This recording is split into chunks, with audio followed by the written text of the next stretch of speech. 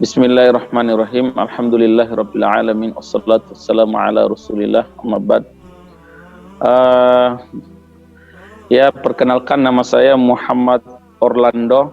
Bukan Ronaldo ya, Orlando. Nama baptis saya dulu Arnaldo Pinto. Itu nama yang dikasih sama orang tua ketika lahir ya, dibaptis. Keluarga saya itu Bang semuanya ya Katolik. Saya lahir di Timur ya, atau sekarang udah namanya Timor Leste.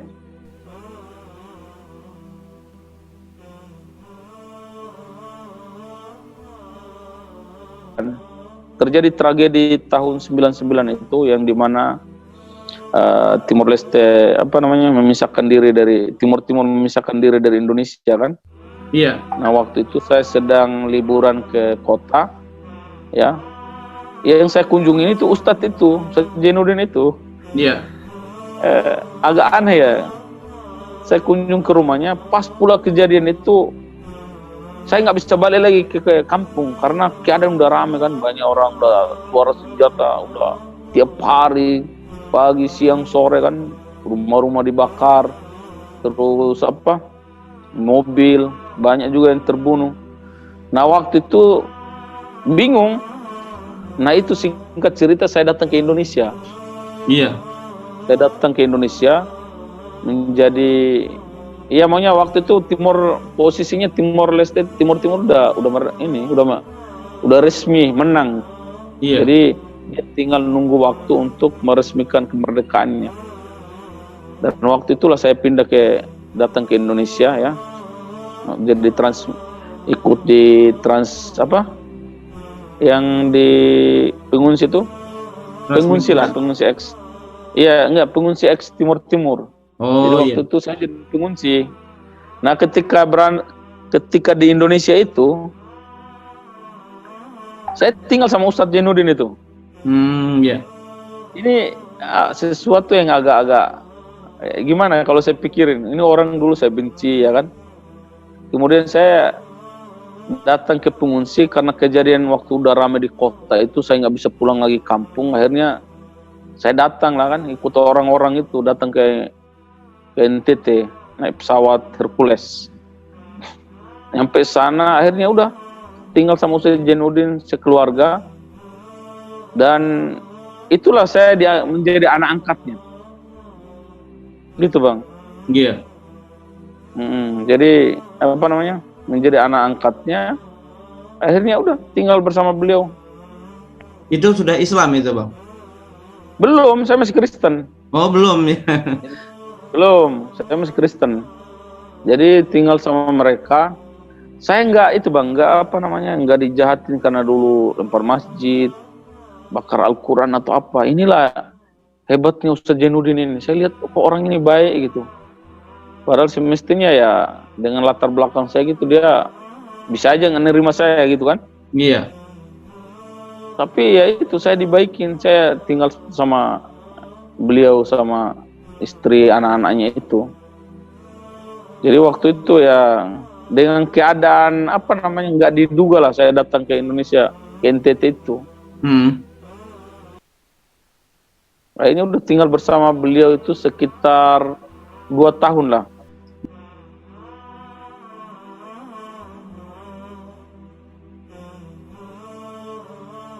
Saya lihat Islam yang tadinya kalau kita lihat seperti kalau kita tahu durian itu kan tajam ya. Iya. Kayak serem gitu. Cuma dalamnya rupanya enak. Nah, begitulah Islam. Kalau lihatannya kesininya dengar dari orang teroris, ini jahat, begini-begini. Tapi setelah saya lihat tinggal sama Ustadz Jainuddin, Yang itu bang, 2 tahun saya tinggal sama dia, nggak ada disuruh masuk Islam. Iya. Nggak ada. Ya. Jadi saya nggak ada disuruh masuk Islam. Jadi dibebaskan ya? Bebas. Nah itulah di dalam Al-Quran kan jelas ya, namanya nggak boleh itu, tidak ada paksaan dalam Islam, ya kan? Jadi akhirnya saya bersama mereka, tiap hari saya lihat orang-orang itu sholat. Baru saya tahu ini, oh sholatnya kayak begitu. Di dalam rumah kan? Iya. Jadi Pak Jainuddin imam, anaknya makmum, terus ada istrinya. Nah saya paling belakang, saya duduk berdoa pakai agama saya. Iya. Jadi setiap hari saya lihat itu.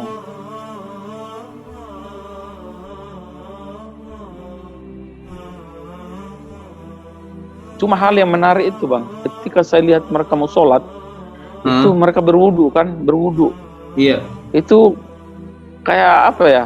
Saya lihat kayak orang paling bersih lah. Soalnya sehari kan 5 kali tuh. Iya. Sholat ya kan, sholat subuh, sholat zuhur, sholat asar, maghrib, isya. Jadi setiap hari itu mereka harus berwudu, pakai sarung, pakai baju apa namanya, baju koko. Iya.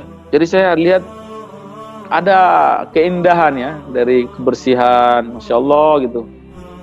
Terus mohon maaf, saya kan dulu di Timur Timur itu orang kampung. Kalau bilang untuk kebersihan mungkin jauh lah. Iya. Enggak seperti orang Islam. Setiap buang air kecil, air besar kan pakai air bersih. Kalau namanya di kampung kan itulah pakai kayu. Tidak bersih lah, intinya tidak bersih. Jadi saya lihat ini apa keindahan yang luar biasa yang saya lihat. Iya. Kayaknya saya tapi belum ada keinginan masuk Islam, nggak ada. Cuma saya lihat ada keindahan, kenyamanan aja. Kemudian Jainuddin dulu dianggap sebagai teroris yang kami hancurin masjidnya, bakar Al-Quran. Itu masjid bang, itu masjid itu sisa ya, tembok sama atapnya doang. Semua isinya udah habis kita bakar.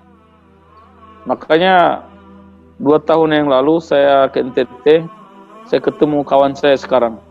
Beliau seorang apa namanya prajurit lah, TNI. Dia bilang gini, dia bilang sama teman-temannya, kau tahu nggak katanya? Ini kawanku Orlando ini, dulu yang bakar-bakar masjid, lempar masjid, bakar Al-Quran, sekarang jadi ustadz dia katanya. Ya, itu kan dulu memang ceritanya nyata begitu. Cuma apa lagi saya mau bilang kan? Cuma kan ya perjalanan waktu dan yang lain kan saya nggak cerita ke beliau, jadi beliau nggak tahu. Cuma itulah hidayah Islam. Jadi saya lihat keindahan ini dari wudunya, ya kan?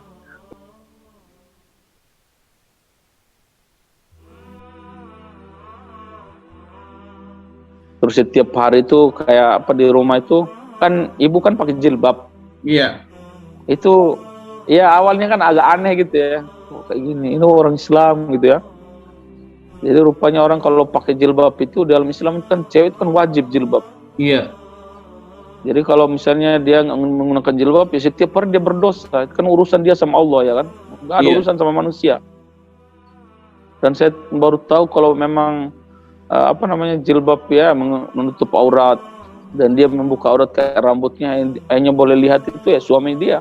Iya. Jadi Islam itu kok indah gitu. Ingat-ingat kalau saya lihat di Kristen ya Bunda Maria kan pakai juga nutup kepala. Iya. Jadi mulai ada perbandingan, tapi itu di pikiran saya aja, saya nggak cerita-cerita.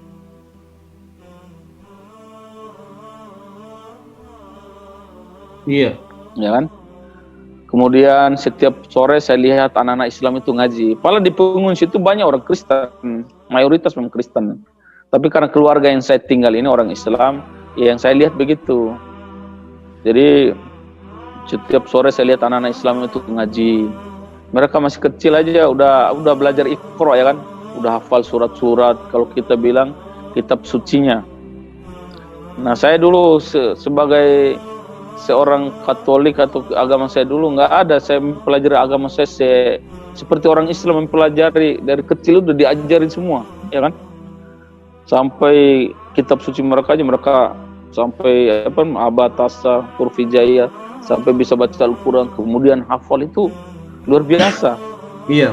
Cuma yang lebih menarik ini anak-anak ini kalau ngaji kan pakai apa ya, sarung, kopiah ya kan, indah aja lihatnya itu, bagus ya kan. Iya.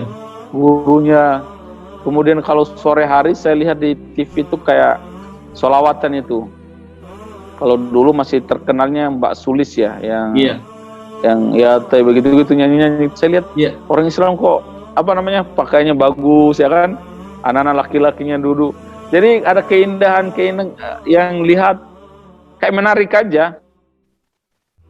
Akhirnya berjalannya waktu, udah setahun berlalu lah, nggak ada saya masuk Islam ya kan.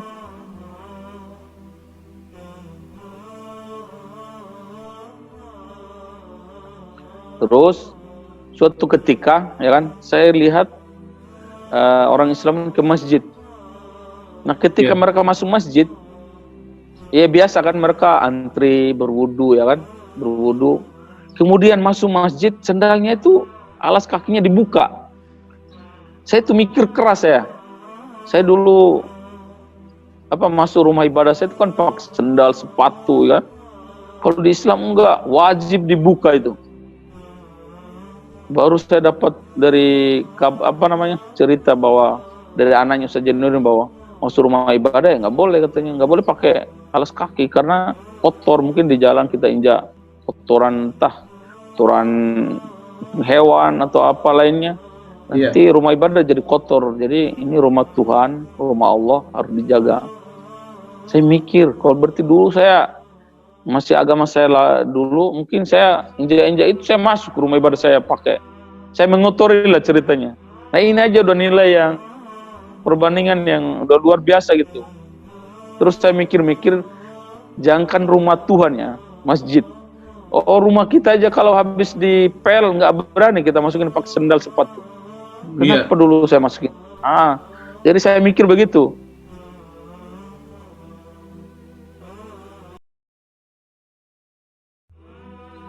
Kemudian orang Islam itu dalam masjid duduknya rapi, ya kan? Laki-laki di depan, yang wanita di belakang, ada penghalangnya. Jadi ada keindahan itu yang setiap hari saya lihat. Mungkin dari situ ya mulai tumbuh suka itu loh.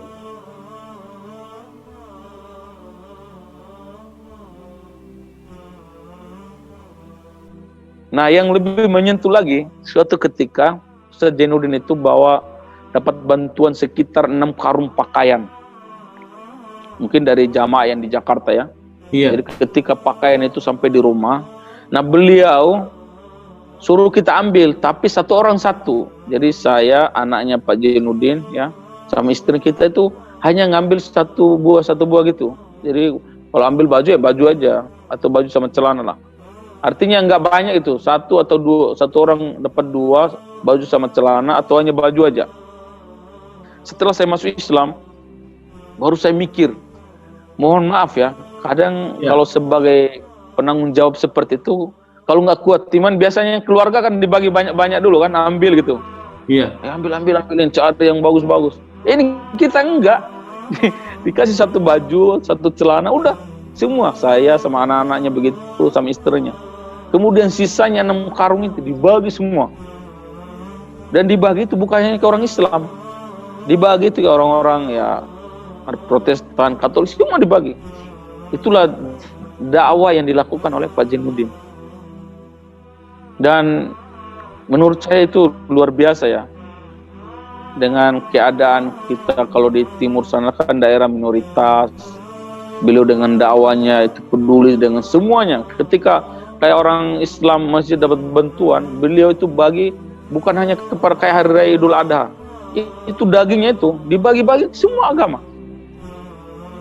Akhirnya itulah yang buat saya ya udah lama-lama tumbuh lah kan.